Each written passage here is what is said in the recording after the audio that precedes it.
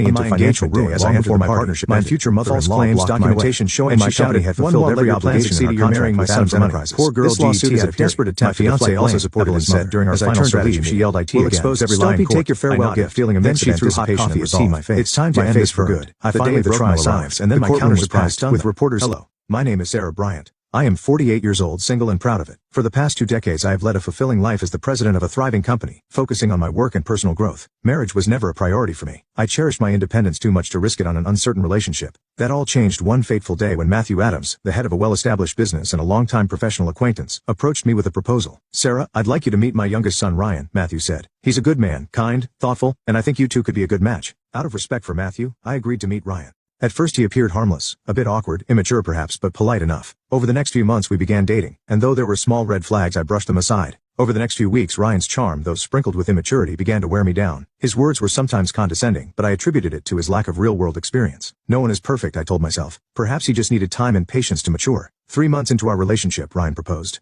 "Let's get engaged," he said with a hopeful smile. "We can grow together, Sarah." I hesitated for a moment, but my heart softened. Maybe, just maybe, this could work. With the engagement set, it was time to meet Ryan's family. A formal introduction to the people who would soon become part of my life. I knew it would be a challenge. After all, a businesswoman in her late 40s doesn't exactly fit the traditional mold of a bride-to-be. I spent hours preparing for the visit, ensuring everything about me reflected class and confidence. My hair was styled to perfection, my clothes carefully chosen, and my demeanor calm and professional. I was ready, or so I thought. The day arrived. Ryan picked me up and drove me to his family's home. His demeanor was unusually quiet, almost nervous, but I chose to overlook it. As we entered the Adams' lavish living room, I smiled warmly and extended my hand to greet his mother Megan. What happened next was something I could never have anticipated. Megan stood in the center of the room, eyeing me from head to toe with an expression I couldn't quite place, part curiosity, part disdain. The handshake I offered was left hanging in the air, ignored as she folded her arms tightly across her chest. "So you're Sarah Bryant," she finally said, her tone dripping with condescension.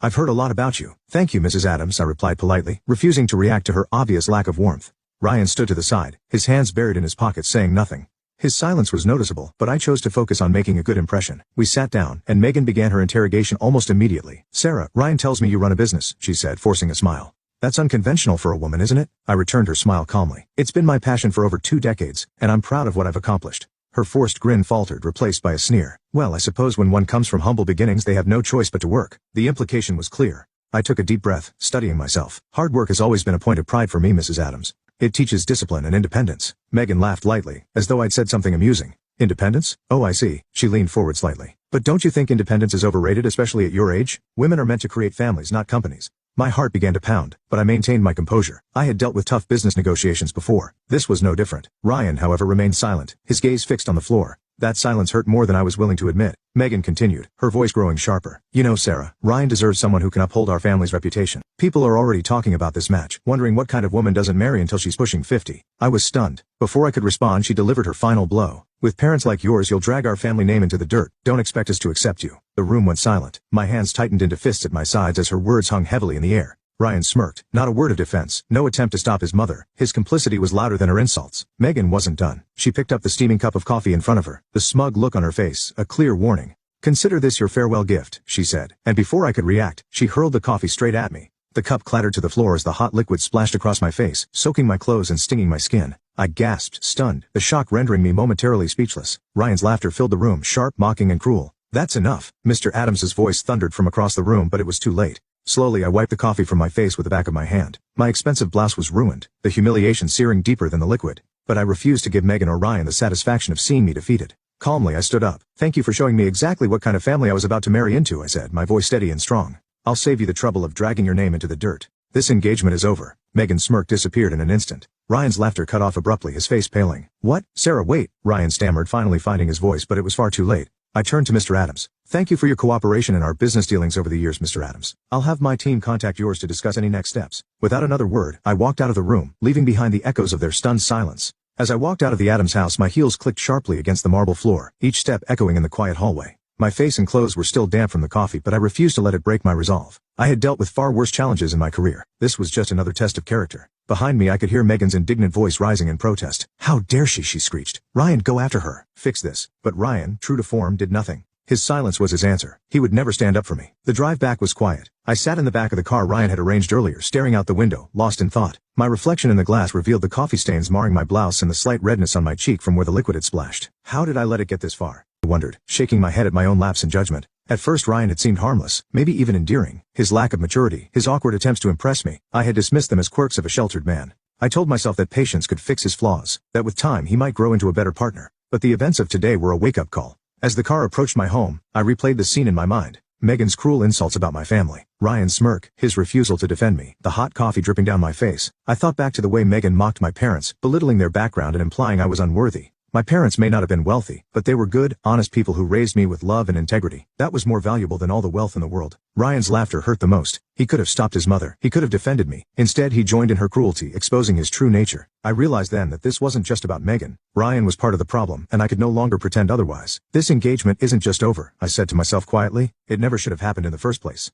When I finally stepped into my home, I went straight to my room, peeled off my ruined blouse, and tossed it in the laundry hamper. The mirror reflected a woman who had just walked through fire and come out stronger. I washed my face, removing every last trace of the coffee, and took a deep breath. This wasn't a loss. It was a victory. I had escaped a toxic family and an unworthy partner before it was too late. I sat on my couch with a glass of water and picked up my phone. A message from Ryan blinked on the screen. "Sarah, my mom didn't mean it. Let's talk, please." I stared at the words, shaking my head. There was nothing left to say. With one final tap, I blocked his number. The morning after the disastrous meeting at the Adams house, I arrived at my office with a renewed sense of purpose. My assistant glanced up, noticing the determined expression on my face. "Everything okay, Miss Bryant?" she asked cautiously. "Never better," I replied, setting my bag down. I had a plan to deal with the Adams family, not out of spite, but to ensure they faced the consequences of their actions. As the president of a thriving company, I didn't rise to where I was by letting people walk over me. Megan and Ryan had crossed a line, and it was time they learned what happens when you underestimate the wrong person. I drafted a formal letter to Matthew Adams' company, clear, concise, and professional, stating my decision to reevaluate and temporarily suspend all business contracts.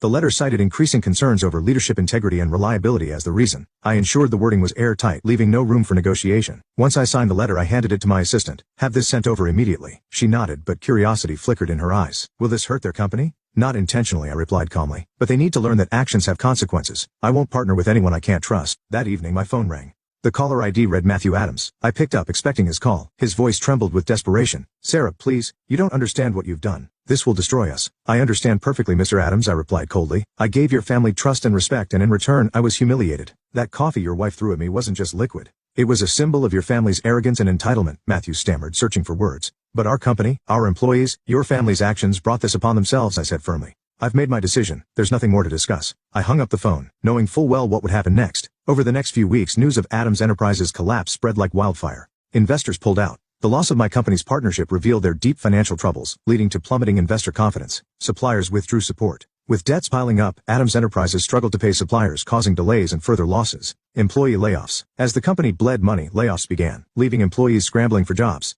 The media began reporting the downfall in brutal headlines. Adams Enterprises on the brink of collapse after losing key partnership. Greed and mismanagement topple a family business empire. Megan and Ryan became the faces of failure. Reporters hounded them, demanding answers. Megan, once so proud and arrogant, now hid from cameras, while Ryan's smug demeanor was replaced with panic. Unable to accept their failure, Megan and Ryan stewed in bitterness. In their eyes, I was the villain, the one who had brought down their empire. "They'll pay for this," Megan reportedly told a close friend.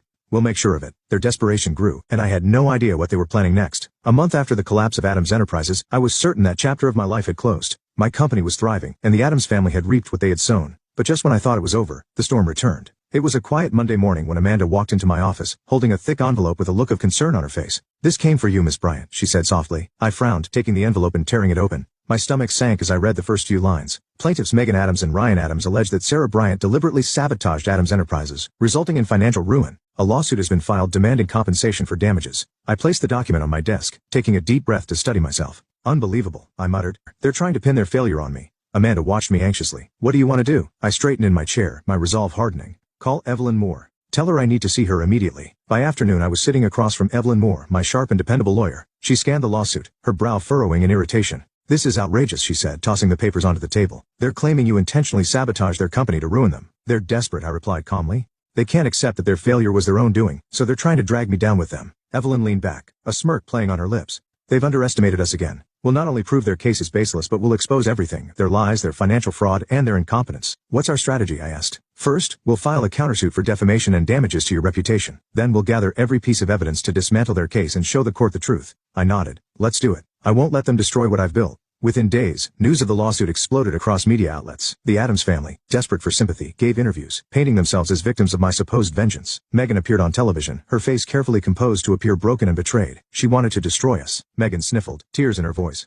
gave her our trust and she turned it against us. It was a performance worthy of an award, but I wasn't worried. Behind the scenes, Evelyn and my legal team were gathering evidence, a mountain of undeniable proof that the Adams family's downfall had nothing to do with me. In the weeks leading up to the trial, we uncovered the following: financial fraud, records proving that Megan and Ryan had siphoned funds from Adams Enterprises into personal accounts to maintain their lifestyle; mismanagement, evidence of reckless decisions that had put the company into financial ruin long before my partnership ended; false claims, documentation showing my company had fulfilled every obligation in our contract with Adams Enterprises. This lawsuit is a desperate attempt to deflect blame, Evelyn said during our final strategy meeting. We'll expose every lie in court. I nodded, feeling a mix of anticipation and resolve. It's time to end this for good. The day of the trial arrived. The courtroom was packed, with reporters eagerly waiting to see how the case would unfold. I sat calmly at my table, Evelyn beside me, while Megan and Ryan sat across the room, their faces etched with forced confidence. The proceedings began, and Megan's lawyer stood up to present their case. Sarah Bryant maliciously terminated her partnership with Adams Enterprises, deliberately causing its collapse out of personal spite. Megan dabbed her eyes with a tissue for dramatic effect, while Ryan avoided looking in my direction. Then it was Evelyn's turn. She rose to her feet, her voice sharp and commanding. Your Honor, the claims made by the plaintiffs are not only false, but deliberately fabricated to deflect blame for their own failures. We will present clear evidence that Adams Enterprises' financial collapse was due to internal fraud and mismanagement, not my client's actions. One by one, Evelyn presented the evidence. Bank statements showing funds funneled into Megan and Ryan's personal accounts. Internal emails and records proving poor financial decisions made months before the partnership ended. My company's records showing I fulfilled every term of our agreement. The courtroom watched as Evelyn systematically dismantled the Adams family's claims. Megan's confident facade began to crack, and Ryan sat frozen, realizing the truth was laid bare for everyone to see. When Evelyn finished, the judge turned to Megan and Ryan. Do you have anything to say in your defense? Megan stammered, her voice weak. It wasn't supposed to be like this. Ryan simply looked down, too ashamed to speak. After a brief recess, the judge returned with his ruling. The evidence clearly shows that the plaintiffs, Megan Adams and Ryan Adams, filed false claims against the defendant, Sarah Bryant, in an attempt to shift blame for their own failures. The court finds the plaintiffs guilty of defamation, perjury, and corporate fraud. The judge delivered the punishment. Megan and Ryan were ordered to pay damages to compensate for the harm done to my reputation. Both were sentenced to prison time for fraud and perjury. The courtroom erupted with whispers as Megan and Ryan were led away. Megan screamed, "This isn't fair," while Ryan followed silently, his face pale and defeated. As I walked out of the courtroom, the weight that had lingered on my shoulders for weeks finally lifted. The Adams family had been exposed for who they truly were: fraudulent, arrogant, and entitled. Justice had been served, and the world now knew the truth. Evelyn walked beside me, her expression one of quiet triumph. They underestimated you, Sarah, she said with a smirk. And look where it got them. I smiled faintly. They played a dangerous game, and they lost. This was never about revenge. It was about defending what's rightfully mine. News of the trial spread like wildfire. Media outlets published headlines that made the Adams family's downfall unavoidable. Megan and Ryan Adams exposed lies, fraud, and humiliation in courtroom drama. Adams Enterprises' final fall. Greed and mismanagement lead to ruin. Megan Adams began her 3-year sentence for fraud and perjury. Ryan Adams, sentenced to 2 years, spent his days behind bars reflecting on his downfall. The damages awarded to my company wiped out whatever wealth the Adams family had left. Their mansion and assets were seized to pay off debts, leaving Megan and Ryan with nothing. Megan, once the picture of arrogance, became a symbol of failure and greed. Ryan was abandoned by the few friends he had left, his name now synonymous with shame. Matthew Adams, who had stayed out of the courtroom drama, quietly sold off the remnants of Adams Enterprises. He retired in disgrace, leaving behind the empire he had once proudly built. In the weeks following the trial, my company soared to greater heights. The lawsuit had been a test, but it proved my integrity and strength to everyone watching. Clients and business partners praised me for standing up to injustice. My reputation, far from being damaged, emerged stronger than ever. At a celebration dinner held by my team, Amanda raised a toast to Sarah Bryant, our fearless leader. May no one ever doubt her strength again. Laughter and applause filled the room as I smiled, feeling a deep sense of satisfaction. I had stood my ground, and I had won. Months passed, and word trickled in about Megan and Ryan's lives post-trial. Megan, once so proud and condescending, was now a forgotten figure. After serving her sentence, she moved into a rundown apartment, abandoned by everyone she had once flaunted her wealth to. Ryan, having lost his cushy life, struggled to adapt to reality. No one wanted to hire a disgraced man who had been convicted of fraud. I never wished harm upon them, but their fate was of their own making. They had tried to destroy me, and instead they destroyed themselves. One evening I stood on my balcony with a cup of tea, looking out over the city skyline. The air was cool, and for the first time in months I felt peace. True, unshakable peace. This journey had taught me many things. Never compromise your dignity for anyone. Always stand up for yourself, even when the world doubts you. Happiness, I realized, isn't something someone gives you. It's something you build for yourself day by day. I turned to head back inside, my phone buzzing with a new email, a proposal for a partnership from a major international company. Life was moving forward, and I was ready for it. Thank you for watching this story. If you enjoyed it, don't forget to like, comment, and subscribe to our channel. What would you have done if you were in Sarah's shoes? Let us know in the comments below, and don't forget to hit the notification bell, so you never miss a new story. Until next time, remember, stand tall, fight back, and never let anyone take away your dignity.